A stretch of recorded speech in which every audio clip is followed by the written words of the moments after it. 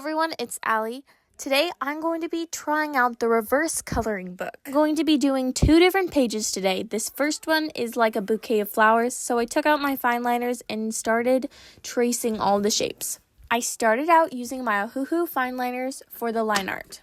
But each time I drew with them, the black seemed really washed out, so later I decided to switch up the pen. If I remember right, it was called a Uniball Vision fine liner. It showed up a lot better than my other ones, but it smudged a lot, so I had to be extremely careful when I worked with these. This process was very fun and pretty stress-free, and I enjoyed doing it, even though it took forever.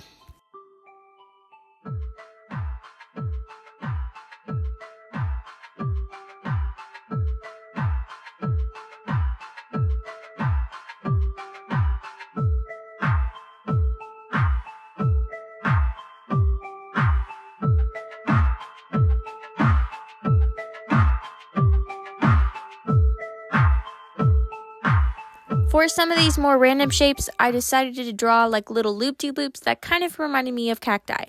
And in this space, I saw a frog, so I drew a frog.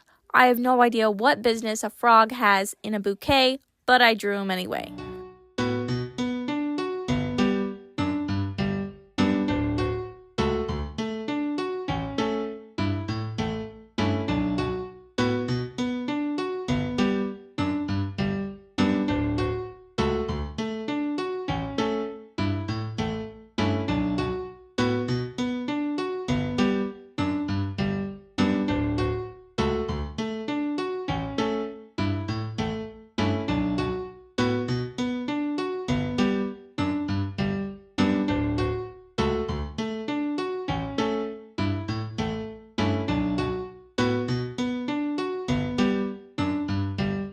For some of these things, I really had no idea what to draw, so I just did lots of little squiggles and tried to fill the space as best as I could.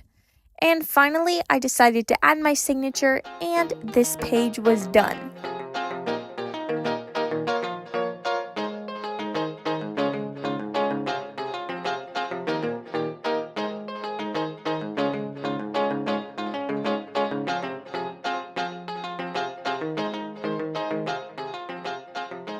Now it's time to move on to the next page. This one is a lot more abstract, so it was hard to tell what to draw on it.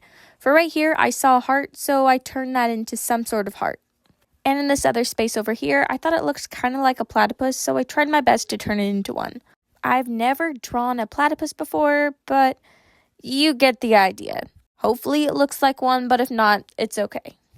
In lots of spaces, I drew little seahorse-looking things. I don't know if it ended up looking like a seahorse, but I tried my best. It was really hard and challenging to work with all these random shapes, but also trying to fun to stretch my brain and figure out what to do.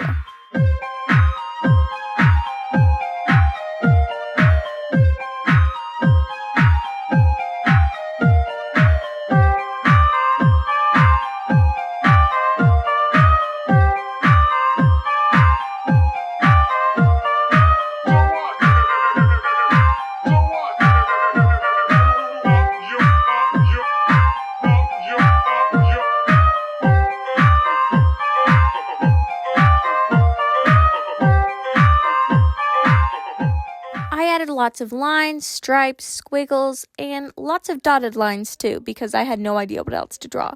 For this page, instead of using a fine liner, I used an acrylic marker. I honestly liked the bold lines a lot more, even though I couldn't get as detailed as I could before. They dried pretty quickly and they didn't smudge too much. I just loved how this page looked in the end, and it looked so cool with all the bold lines and colors. And once I had filled the last of the shapes, it was time to add my signature, and this page was done as well. Thank you so much for watching this video, and I hope you enjoyed me trying out the reverse coloring book.